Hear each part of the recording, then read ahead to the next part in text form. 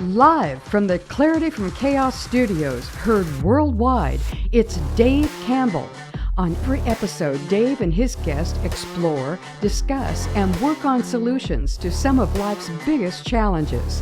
So, if you're ready, be prepared to be enlightened, amused, and even shocked by what you hear. And now, the real, the authentic, the one and only Dave Campbell. Welcome, everyone. You're listening to Clarity from Chaos. I'm your host, Dave Campbell. If you're new to the show and like what you hear, please tell a friend. If you'd like to subscribe to the show, just push the subscribe button located on my website at Substack. The address is clarityfromchaos.substack.com. Before we get into this edition of Clarity, I would like to share a few thoughts, however. When I first formulated the name of this podcast several years ago, it was based on my views on how the corporate media spun lies concerning the political events of the day. Since those early days of the podcast, I've come to understand that the name of the podcast actually transcends that early view. What we have now is a spiritual battle going on. Clarity from Chaos is really God's light on us, protecting us from the evil around us. In 1 Peter chapter 5, 6 through 8, we say, "Humble ourselves, therefore, under the mighty hand of God, so that he may exalt you in due time. Cast all your anxiety on him, because he cares for you. Discipline yourselves, keep alert. Like a roaring lion, your adversary prowls around, looking for someone to devour." We are incredibly pleased to welcome to our show tonight the best-selling author of Progressive Prejudice, Exposing the Devouring Mother, Miss Leslie Corbly.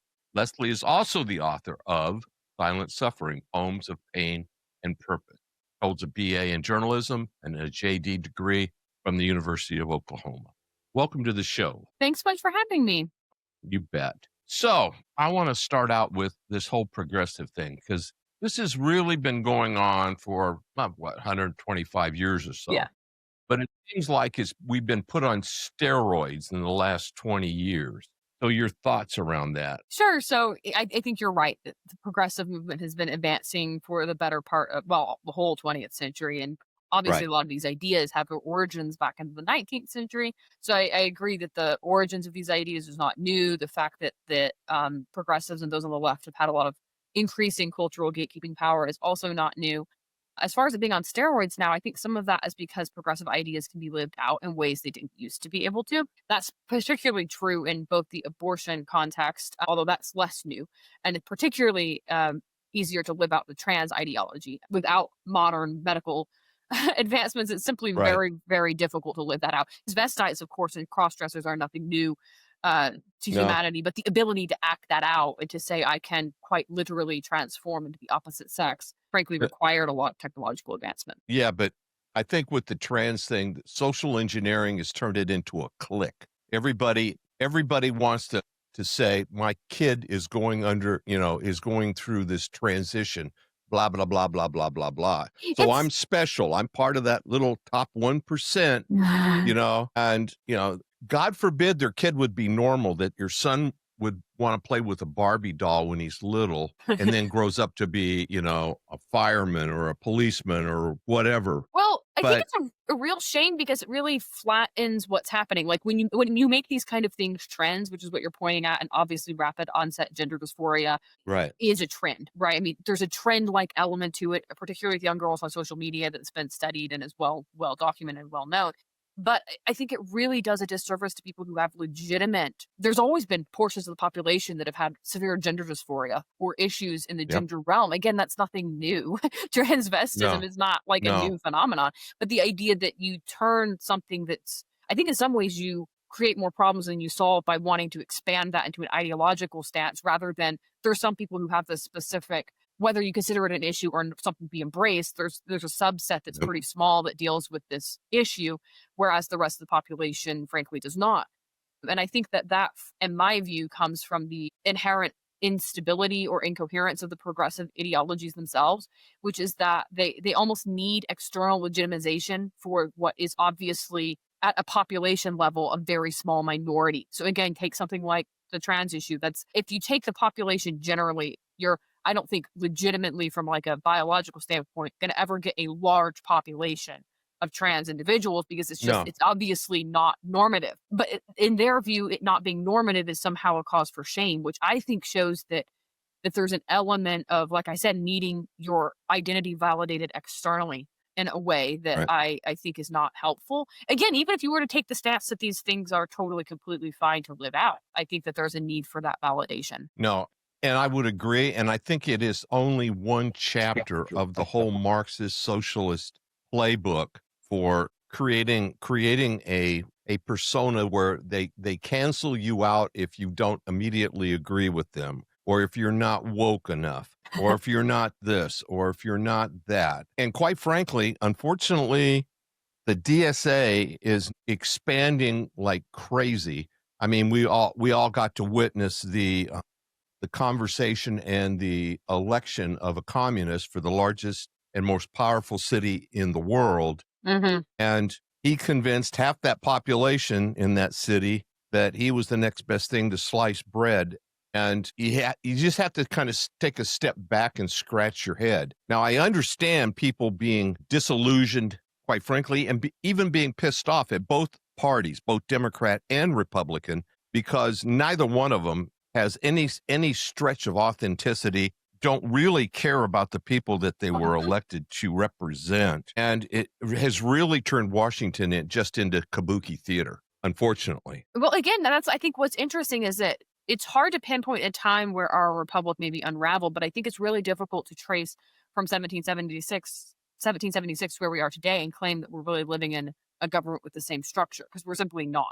And there's Oh, been no. various Right. inflection points where government has grown exponentially in American Yep. history. The Civil War obviously is an example of that, as is FDR's tenure, massively expanded government programs and just the size and scope of government. But now we're living through another, what I would argue is another massive expansion, and not just of government, but a fundamental difference in the way we relate as citizens to our government. And that is connected to the technological age we live in and the ease with which surveillance systems can be created. You can see this in the way policing occurs. So ICE is a good example of this, regardless of where one stands on the immigration issue and how much we should or shouldn't be deporting individuals. The reality is that the ease with which law enforcement can locate a specific individual, identify them for law enforcement purposes, and then engage in whatever a law enforcement endeavor they're seeking to engage in is very, very easy. And that will become increasingly easy in a very dystopian manner. So there's obviously our Constitution, there's a lot of tension with the new technological advances and the Constitution we have, but the idea that the Constitution is going to win out, I think, is unfortunately naive. Both corporate and governmental power has a lot of skin in the game of ensuring that surveillance is easy rather than difficult. I think the question will be whether we're ruled by benevolent versus non-benevolent rulers in the coming Exactly. years. That's what it's going to come down to. And that's really, really unfortunate. I wish that wasn't the case. I'm a constitutionalist. I'm a small C conservative, leans libertarian. So this is not what I want to be saying, but just observing it from a historical and reality-based standpoint, this is where we're headed. So we may as well not pretend that we're not headed there. Nope, I agree. There's no way around it. You're not going to be able to go off grid pretty soon. You know, you think about kids born in the digital age, they didn't really ask to be born in the digital age. And the ease with which they can be surveilled is something they can't control, nor can they really control to some degree, the extent to which they interface with the digital systems. You can't really survive right now in the world without a smartphone, for example. So the idea that we consent to some of these things, I think, is increasingly an inaccurate way of describing reality. I'm not saying that there's not consumer consent in the privacy realm. I'm just saying that the systems that govern living in the modern world are not systems they're not systems the public has chosen. They were chosen by prior generations, and those generations' choices are now reverberating through history. Yeah, but I think the minute that Bell created the phone, surveillance started at that very moment. They figured out a way at that very moment to start surveilling how the telephone was going to be used and everything else. And I think it, along with everything else, is just maturated to where we're at today, where, you know, they can see a 25-cent piece sitting on the sidewalk from space, and no matter what you do. But I will take a step back here on immigration. When they opened the floodgates, when the last 4 years of administration opened the floodgates and let millions of people into this country, I think the whole debate around immigration has now shifted, because number one, our infrastructure cannot handle what what has happened. It doesn't have the school systems that can support it. It doesn't have the medical systems that can support it. And the jobs, everything else. The infrastructure at its very core could not have supported, will not support an additional 15 or 20 million people being dumped on those roles. It just can't. Well, that's an issue that's been building though for a really long time too. Certainly, yes. Mass migration, and that's where I think progressives are really naive. I don't think most people are against the idea of immigration, or the U.S. is a nation of immigrants. But the reality is immigration back in like the 18th or 19th century doesn't look like immigration now. You couldn't mass transport individuals across. I mean, they were coming by boat. I mean, just the sheer volume that is occurring now in Western countries. If you look at the Chinese, Totally they were different quality. coming. Yeah, they were coming by the boatloads to help build the railroads, right? They were, but my point is, you couldn't just fly people.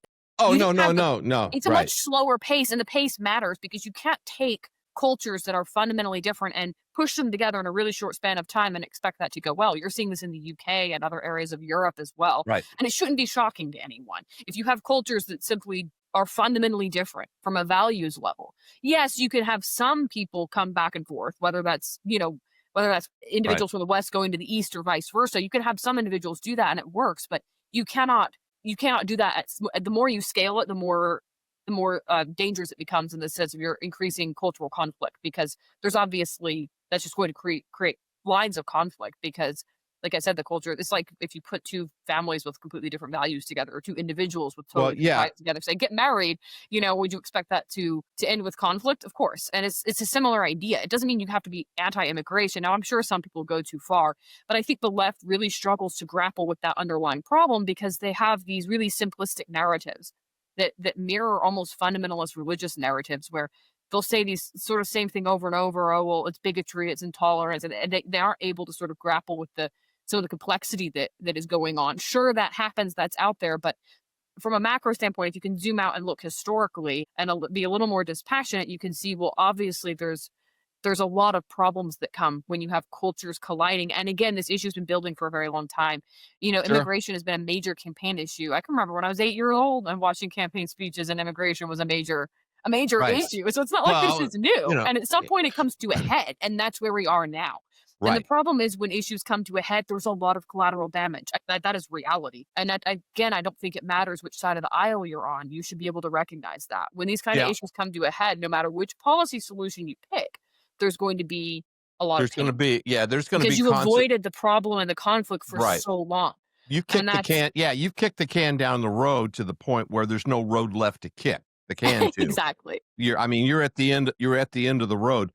But the other problem that I see here is the expectation, because you have states like California that just throw out the welcome mat. There's no expectation of assimilation for people coming into the country, learning to speak English or understanding our culture as opposed to us understanding their culture. And it keeps the two completely pushed apart, which to your point then creates this big challenge, right?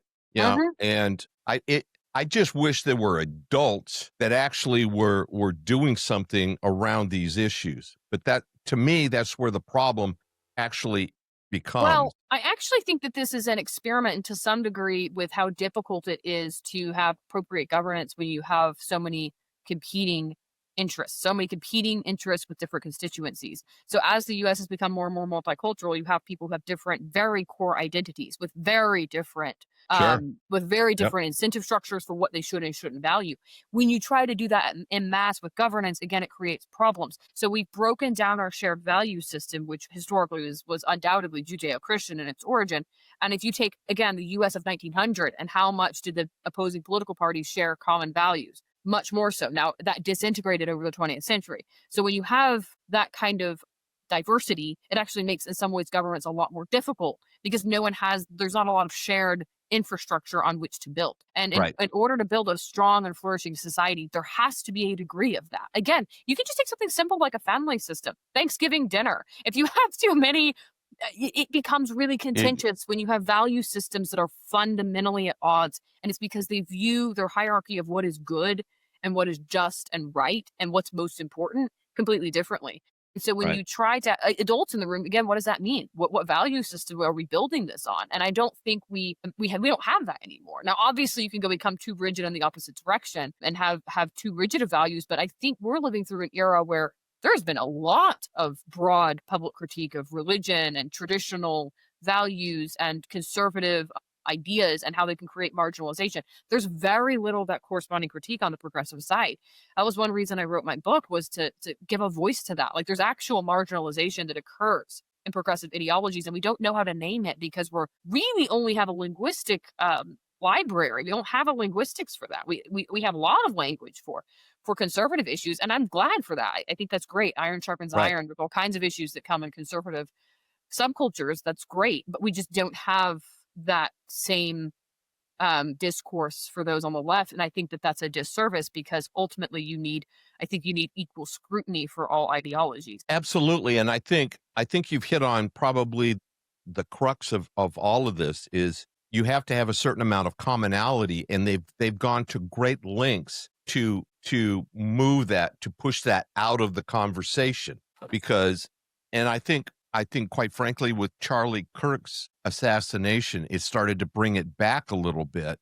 People started openly challenging this whole cancel culture and wokeism and all of that stuff to start to have a dialogue again. But I don't know. If you look at certain polls, I know there's one from FIRE, and the free speech nonprofit, and I can't remember exactly what was in it. I would have to pull it up. But the number of college students in particular, which is obviously means heavily left, that are comfortable with using violence to further their ideas is going up. I'm not shocked by that. And college is a particularly, I think, pervasive culture. I spent 7 years there. I did not like it. I thought it's funny. I grew up in a very, very conservative PCA church with very conservative parents that were homeschooled before that was cool. And I would say as to which space would be more difficult to share an opposing idea, it would definitely be the progressive space because they don't even play devil's advocate. You could play devil's advocate in this other arena, and you would definitely face a lot of pushback if you were to actually disagree with certain ideas. But in the progressive space, they become belligerent, physically belligerent. I think I was spat on within the first week of campus at a pro-life booth. I mean, that's the kind of behavior you get from certain elements of the left. And I don't think they have that constituency under control at all. I think that's the overarching culture on campus is just so far left.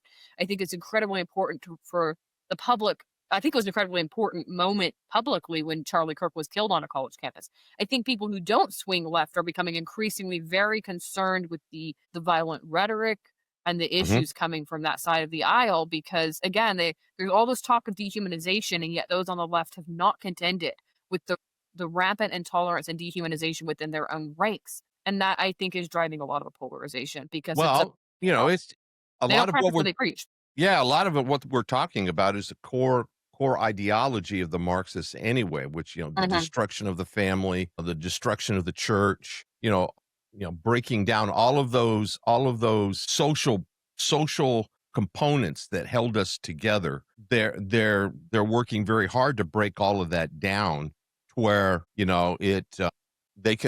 they then can push their ideology on everybody. And I've got to say that it's that coupled with the media, it's become quite a challenge. And I don't know who's going to step up. I think Trump right now is doing it just out of sheer personality because I don't see anybody else in the Republican Party actually stepping up.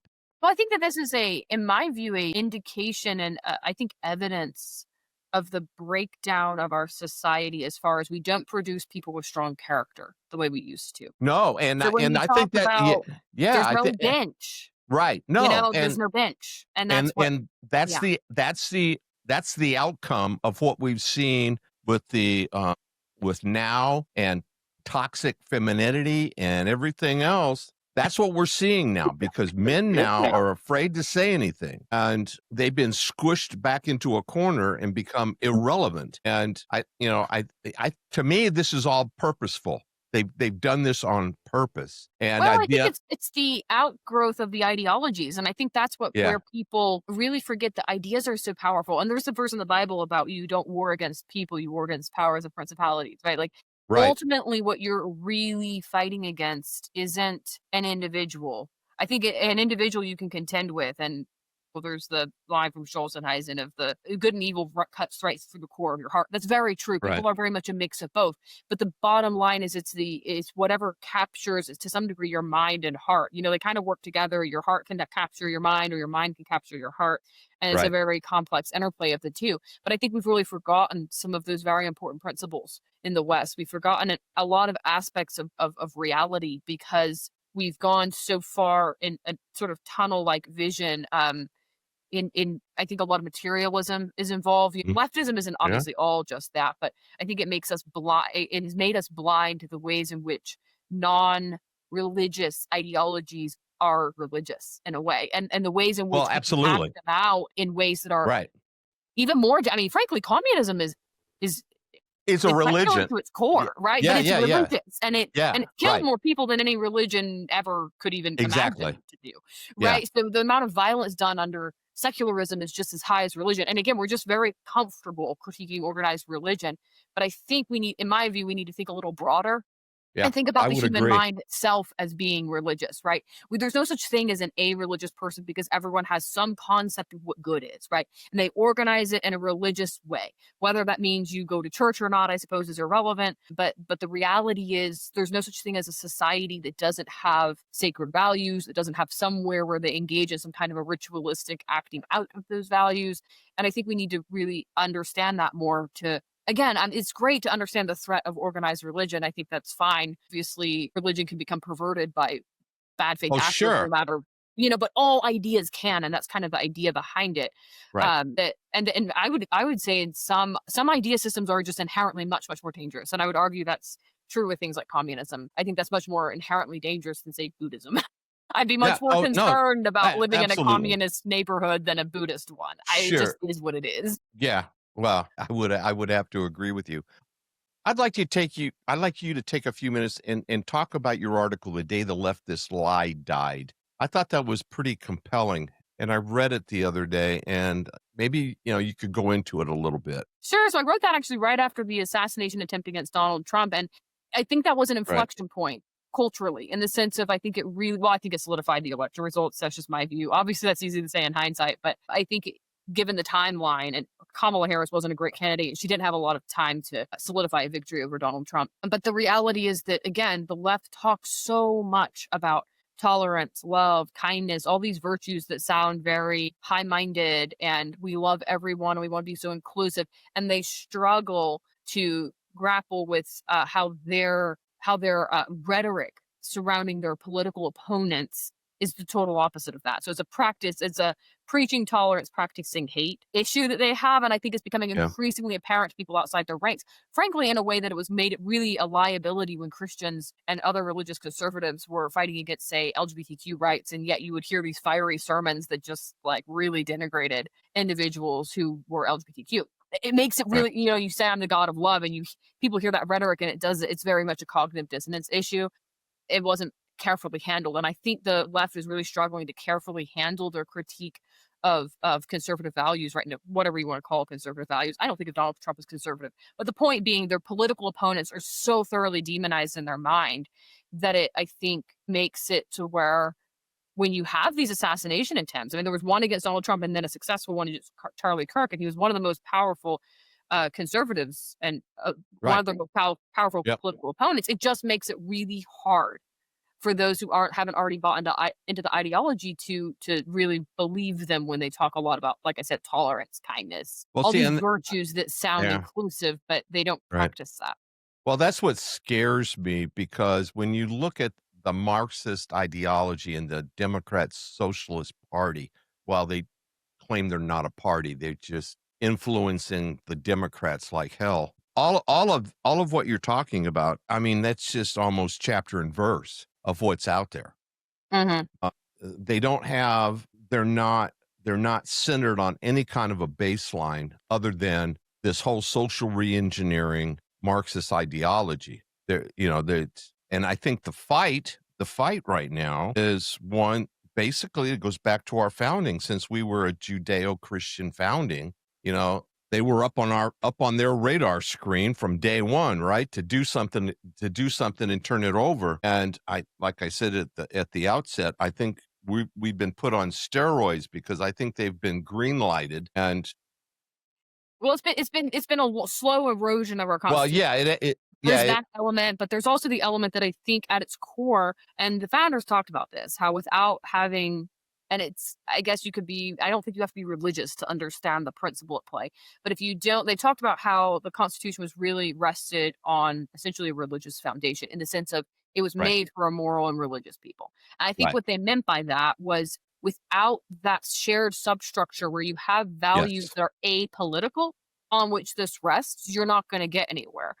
Because you can't, liberty and responsibility were very tied. And so if you're not both willing to bow, if you will, before the same concept of what is good, which God and goodness are synonymous pretty much no matter what ideology or religion you believe in. So if you're not willing to agree on that ultimate question, then other questions such as what is harm, they collapse. People have mutually exclusive definitions for everything. And when you have mutually exclusive definitions for everything, how do two people come together? And two people can't even come together that way, right? Shared values and even something as simple, like I use family analogies a lot, as marriage is really important. If you don't have shared values, like good luck building a life. It's going to be really, really challenging. And so when you try to do that at scale, obviously it gets more and more complicated. And so I think that's what the founders meant by the republic requiring a religious foundation, was that if people have that own personal responsibility and their own belief in something that transcends politics, then they're able to build from there. And that's what our culture was more like at the founding. And that's obviously eroded over time. And I think that that's a big element of this, and a big element of why I think the left in particular is a threat to liberty, because one of their tenets is that they don't believe in shared morality. And if you don't believe in that, you can't build anything of substance. Right.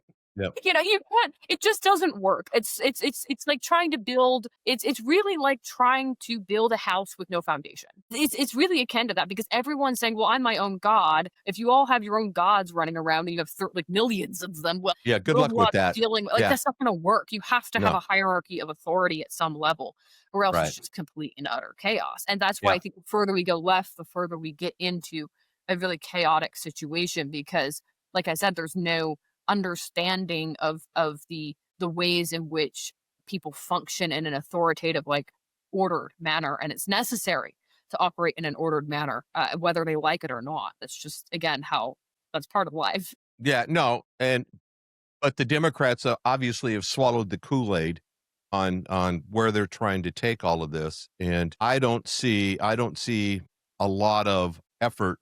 There is effort, but I don't see a lot of effort trying to combat it. Yeah, I think it's hard to combat because it's very covert. I mean, when you think about it, what the absolutely really say, and in an indirect way, is that they want their ideology to serve as the benchmark for what's good. So they, in some ways, want to be God, but they get there by, I think, really, they want individuals to get there on their own. So they pick out trans ideology is an example of this. There's something vulnerable about someone who's in a spot where they're going to transition. Interestingly enough, they use populations COVID. Do feel very marginalized, and in some ways because they are. It's a kind of inherently marginalized. Exactly. And to feel like, take the historical cross-dresser, for example. That's not a pleasant, that causes a lot of like difficulty for that individual who walks through that.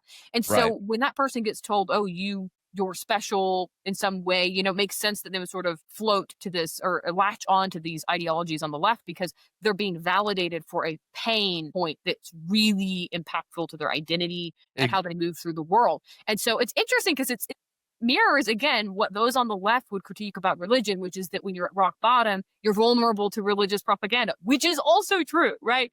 And so it goes to show how it's in scripture where it talks about the concept of idols, right? And everyone wants to replace God with their own idol. And so they kind of in some way want to be God. And I don't want to actually pursue what's really good. I want to pursue a cheap substitute. And obviously that can happen in a religious context, but I would argue on the left it's a little more covert because their whole starting point is that everyone gets to write their own morality. And so no one should be, following God at all. And yet the people who believe that follow the left in lockstep, right? So there's this odd covert nature to how their movement operates. It's not quite as transparent, I would argue, as major religions where they have a canon and it's stable across time and you can point to it to make different theological arguments. It's more stable in that way. You don't have that on the left. You have It's open Right. canon. It's sort of, it comes from the priesthood of the professors, and it's sort of subject to change, but it's very much interested in maintaining power and authority. Well, So I've got 2 points. Number 1, I think what we're talking about here is intellectual arrogance because, they believe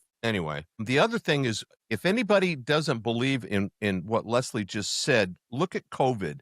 COVID was manipulated on our society globally on people, and they used mortality as the lever, the vulnerability lever to get people to follow their doctrine. And because people inherently are afraid of death. And that's what yeah. they played on that. I mean, they played the drum on that constantly. And I think that was a big tipping point for people following the piper right off the end of the pier. And now I all think of it's us, the greatest example of, like I said, the almost the same critique that's given to religions, which I think to some degree is valid. An example would be I went to I can't remember what it was. It was some sort of structured play at a church, and I didn't grow up in evangelical churches, so I wasn't exposed to this, but it was very like doom and gloom, and a kid dies, and here's what happens when you go to hell. And it was very much almost like pushing the fear on you. So you would go to an altar call, and I found it like really, I was not at all impressed. And at the time I was not a Christian. But my point being, COVID, I think, is almost a leftist example of that. You don't do this, yeah, instill all this fear into you. And I think that those are fear-based reasons to join any ideology. I think should be very much suspect, no matter who's pushing it. But it's a religious zeal that I don't think is very well studied or understood that occurs on the left, where it's very ideologically driven. They have a lot of purity tests increasingly, and they have different flavors of leftism that almost look like akin to Protestant denominations that have their own sort of like take on their religious first principles. yeah, I have to agree with you completely. Where can people find your book, Leslie? Sure. So my book is on my website, lesliecorbly.com, or you can go to Amazon and type my name or Progressive Prejudice, Silent Suffering. Those key terms will also pull up the book. And of course, once you're on my Amazon page, both books are linked, so you can purchase both. But yeah, lesliecorbly.com or Amazon is easy. And I'm also on X, and I'm on LinkedIn too. But I was going to say X and Instagram. And they're both public profiles, so very easy to see. Just search my name and they'll pop up. Well, it's been an absolute delight.